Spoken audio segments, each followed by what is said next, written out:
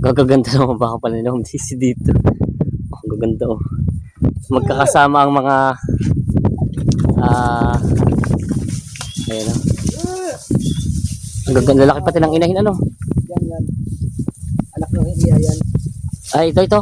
O, anak Oh. ito mga pula. Oo. Magandang araw mga Katalongs TV. Tayo po ay nandito ngayon sa RDL Cattle Farm. Ito po nakita yung mga baka sa baba. Yan po ay yung mga baka na dito. Ito po ay mga, ang tingin ko po ay mga pure Brahman siya. Ayan o, ang gaganda ng mga mukha na pati ang gaganda ng katawan nila. Ayan o, tinan niyo po si Sir nandun o. Mabait pati ang mga baka dito. Actually, dito tayo sa taas ng puno, makita yan para makita yung mga baka niya. Ito po isa to kanina pa nagpapahima sa ating bakang yan. Eh, binabantay na pati tayo pagbaba. At sabi ko nga ay baka madala natin ito sa Quezon yan. At tayo na masyal dito kay Ma'am Daisy sa mga baka niya. Pinakita yung mga baka niya dito ng alaga. Ito po ay ano siya, may West Brahman, White Brahman. Pero halos ang tingin ko dito ito yung mga halos mga 90% Brahman siya. Mga baka na dito, gaganda pati ng katawan nila. Kaya samahan niyo ako sa ating video dito sa ating cattle farm visit dito sa Milagros sa Masbate. Kaya sama-sama tayo manood sa video natin. Sa sila sir naman ay ito naman papakain naman. Yan lang yung dadalhin nyo ngayon? O magdadagdag ka pa? Hindi na, mamaya naman sa hapon. Mahapon naman ulit. Umaga hapon nyo pala sila pinapakain. Oo. Dahil ang damo yata ano, no? Tuyo na ano? Yes, sir. Yun. Tayo sasakay dito sa likod. Pwede ba sumakay sa likod? Pwede. Ikaw dyan sa harapan, ako sa likod. Yan. Ito tayo. Yun. Sumakay na siya. Sumakay na rin tayo dito. Yun. Yan. Tanong sa TV, nakasay tayo sa karosa. Karosa ba tawag sa inyo dito? Tangga. Tangga. Tangga daw pala tawag dito. Yan.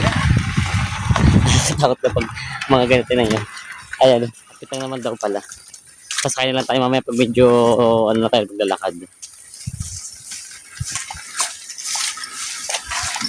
Ito kabila ay ang ano pa? AC Reveal. AC Reveal daw pala ito kabila.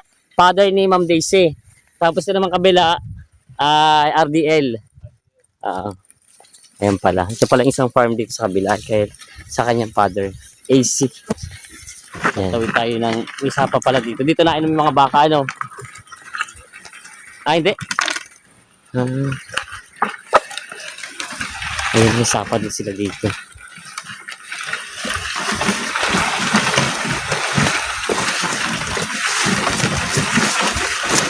Ayan. Iinom muna to sigurado. Yan. Sabi ko na iinom yan. Nahiya po. Naamoy pa kong mabaho. Sigurado baka daw may dumi-dumi. Yan. Ano muna siya. Inom muna yung kalabaw. Dadalawan tong kalabaw niyo dito? Tatlo ang ginagamit niyo dito. Yan ba? Ako pa pala tayo sa may ano. Parang may isda. Wala. Alangaw ng kalabaw. Yan, tapos na siya uminom. Gora na.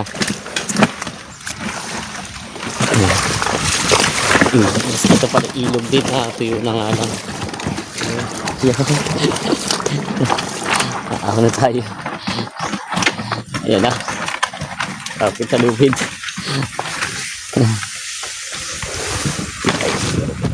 Ganitong ang ganda na ng ano nila. Ang damo. Para dito yung naulan pa rin oh.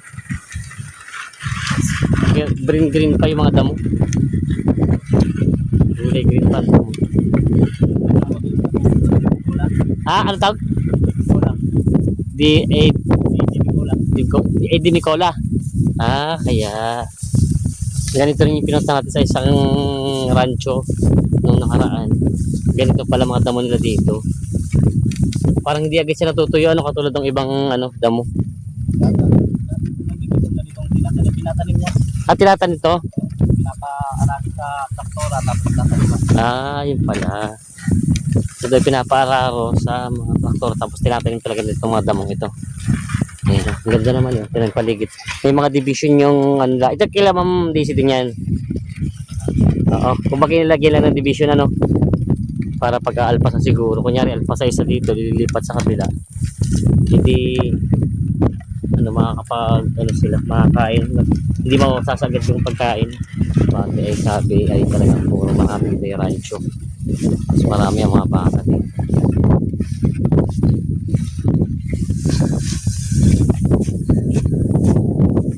Pero wala kang kabayo. Dati meron. Ah, Tapos yan sa tayo sa baka. at takot ang kabayo ang takot sa baka. Ah, paano pag nagpupunta ka, lakad lang, nakamotor? Ah, ganun palang gawa ni sir. Oo.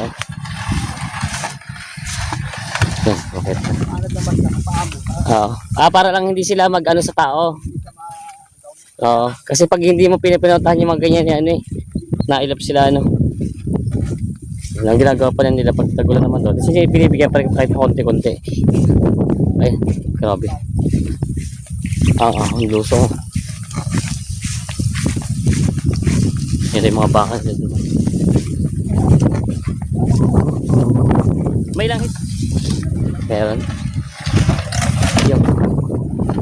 Kung malakas pala ito sa kalabaw na ito. Yung isa ay namamahinga eh. Ahon eh. Kaya nandito na rin tayo. A few moments later. Natin din natin. Ayan.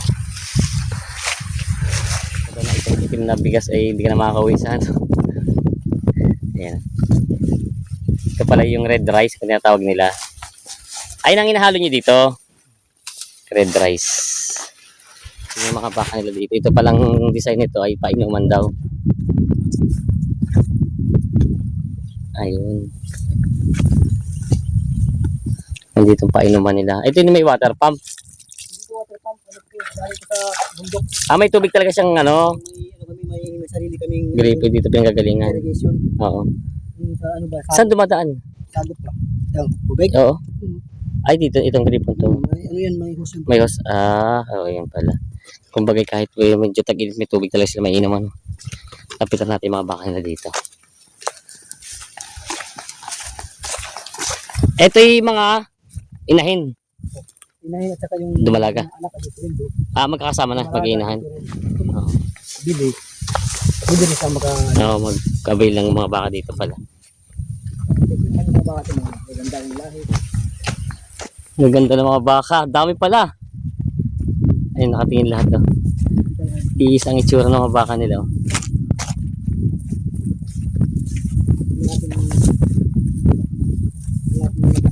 Ah, ayan, oh. Gagaganda ng mga baka pala nila. Umsisi dito. Oh, gaganda, oh. Magkakasama ang mga ayan, oh. Ang gaganda. Laki pati ng inahin, ano? Yan yan. Anak ng iya yan. Ay, ito. O anak Oh. ng iya ito mga pula. Oo. Ano yung malalaki? Mga anak ng iya. Ito naman ay mga imported na yan. Ito mga inahin na malalaki yan. Mga imported to nila. Oo. Parang imported nga ito mga to. Maganda ito yung nakatingin yung mga baka sa atin. Ayan.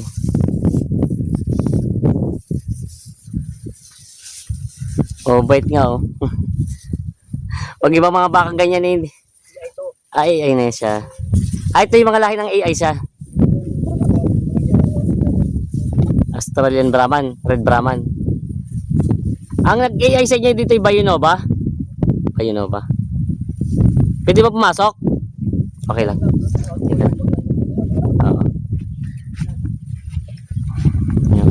Ang gaganda ng baka talaga nila dito, laki. Ang ganda ng laki.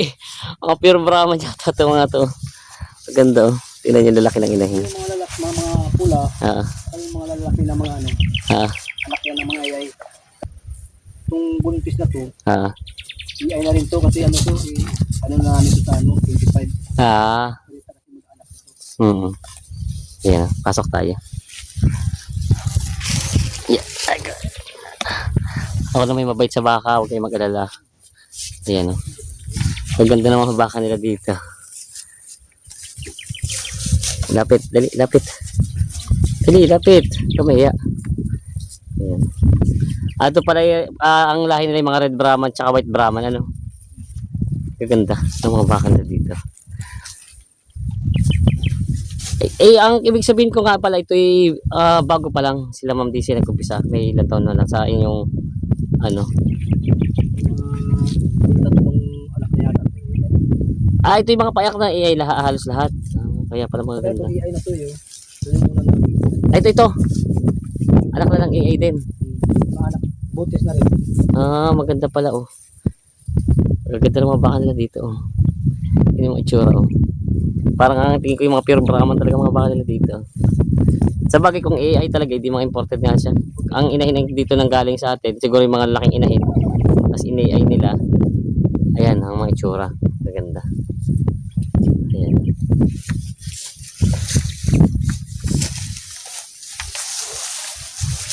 Mabait na pala mga baka nila dito.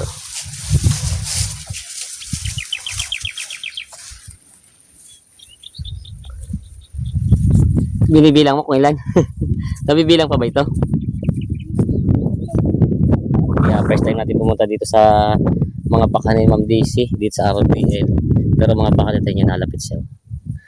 Pahipo. Ayan.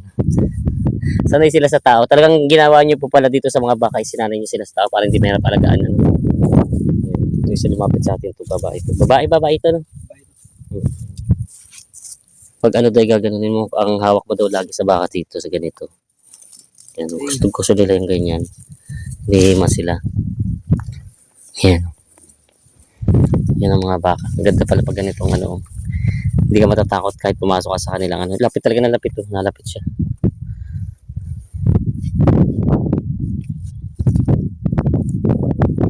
Lihimas yung mga baka ganito. Pero ito parang medyo may edad na rin siya ano. Ang pagkabaka niya.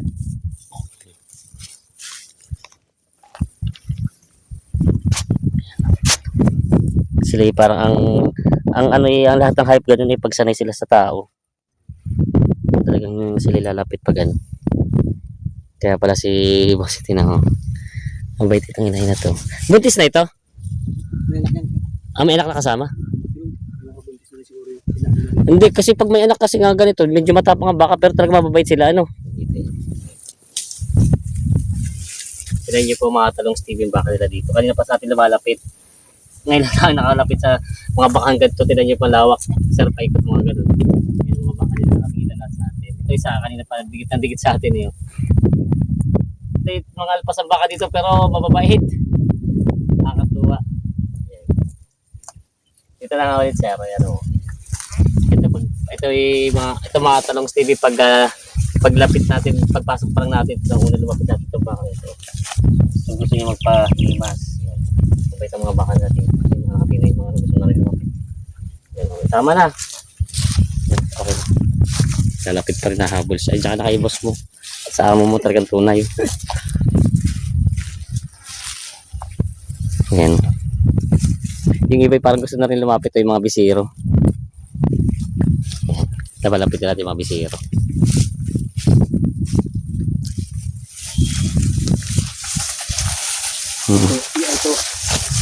Tama na.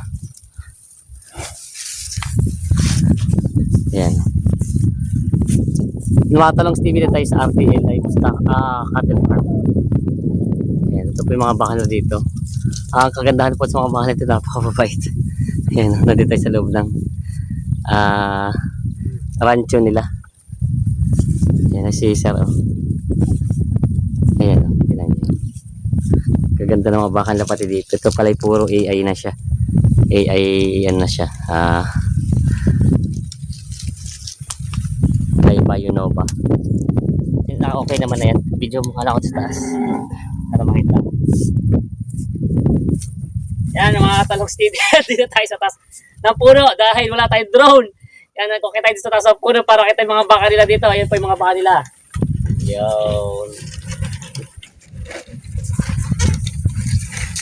Maraming salamat po sa panood mga talong Steve. Abangan nyo yung part 2 ng ating video di sa RDL Cattle Farm at ating saksihan ang pagpapakain na sa mga bakang ito.